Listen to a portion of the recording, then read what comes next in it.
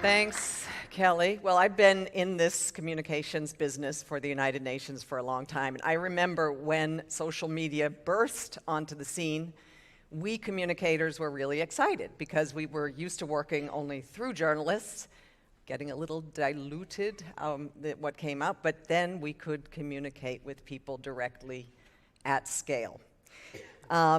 We could ask them even to join forces with us to improve the world. And our presence on social media soon grew exponentially. This is just our UN channels, but the whole UN system, we have 60 million followers. And, the platforms have arguably done much good. They have helped create grassroots movements that have created political change. They've connected the isolated and reunited families displaced by war. But before long, we saw a dark side. And I had myself a few personal aha moments. I was spokesperson for UNHCR, the UN Refugee Agency, and I remember in 2015 when 1 million refugees came to Europe, and we saw such an outpouring of welcome on our social media platforms, on our TVs. I witnessed the best of humanity there, but soon bad actors started spreading ugly lies online to frighten the public, and the welcome soon soured. Policies became more hostile, walls came up, and a year later I had my own wake-up call. I was diagnosed with stage 3 breast cancer, and the course I was told to take, chemotherapy, surgery, radiation, was kind of scary, and I did what most of us do. You've heard of Dr. Google. I went to Facebook too, and I started looking for a community. One of the most prominent findings or pages that popped up was a site called The Truth About Cancer.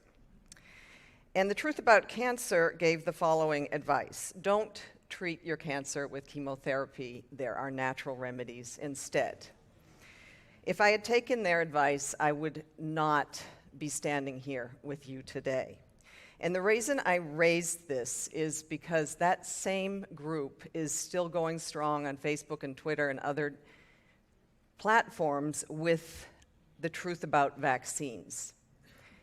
They're trying to convince people to refuse life-saving vaccines. And during the COVID-19 pandemic, the Center for Countering Digital Hate found that the couple behind both of these pages were part of what they coined the disinformation dozen. Just 12 accounts that were responsible for 65% of the disinformation that was spreading across the world on social media, infecting the minds of millions. And why is this relevant to the UN?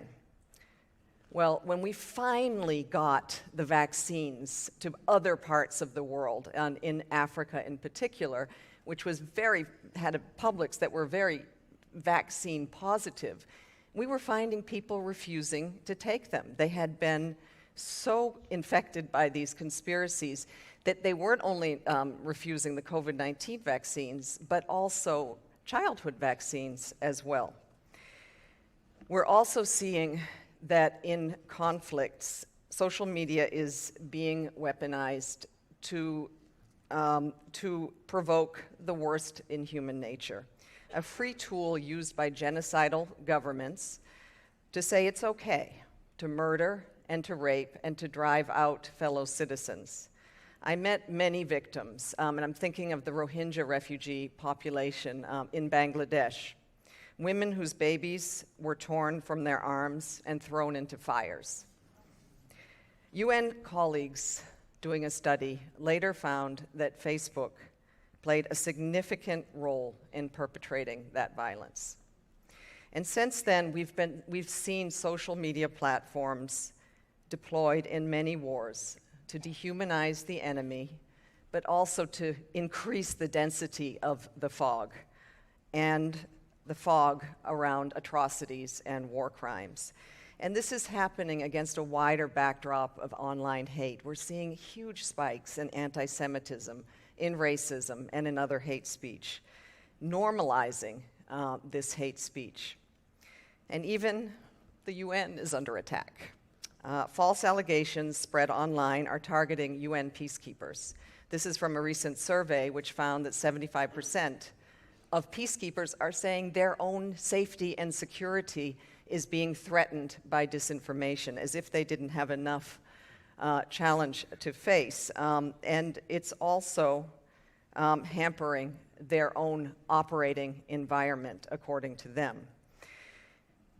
As we've heard by many other speakers, social media is also being harnessed to undermine and distort and abuse those who are promoting the science around climate change. The goal to silence the scientists and the activists and secure a livable future for the planet. I'm seeing a number of news reports in the last couple of days and surveys citing climate scientists who are fleeing Twitter in droves. This is sad because we need those voices to promote the science and secure a livable future for our planet. We're also obviously very concerned that the new huge leaps in generative AI could take disinformation to new levels. While it's good to hear the AI founders begging for regulation before it's too late, we must continue to push all big tech to deliver on their early promises. But, obviously experience has shown that we can't leave it to the social media platforms or the other tech platforms alone, and the UN is working on multiple fronts to bring more balance into our information ecosystems. By stepping up our online communications, and in many ways, we're trying to make UN content cool. But just to note, we do face lots of challenges. Certain social media policies hamper our reach. Meta, for example, has acknowledged that the UN falls under a category called civic downranking, which actually puts us at an algorithmic disadvantage at a starting point. And of course, firings at Twitter have left us with no one to call to flag content that is abusive or even incitement to violence.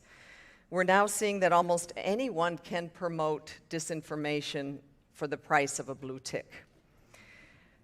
So it's not all bad. We have teamed up with the platforms to elevate reliable information around COVID and climate, to amplify trusted messengers, and we have quite an army of them out there who want to take UN content and promote it within their followings, and also educating users on how to slow the spread of disinformation. Our new slogan that we want to have everybody have in their ear when they're online is pause, take care before you share. But yet, we do feel like we are in an information war and that we need to massively ramp up our response. So we're creating at the UN a central capacity to monitor and also have the ability to rapidly react when mis and disinformation and hate speech is threatening not just our people, our operations, but also the issues and the causes that we're working on. But also, we're going to be gearing up our verified initiative around climate change and developing this UN Code of Conduct on information integrity on digital platforms, hoping to set global standards that we can all advocate around so that we can collectively work for a more humane internet. So we obviously can't do this alone, and it is so inspiring to have all of you here in the room who are working in so many different ways to create a more humane information ecosystem. I think that we vastly outnumber the haters altogether, right? And if we do join forces, I think we can also together heal our troubled information ecosystem. Thank you.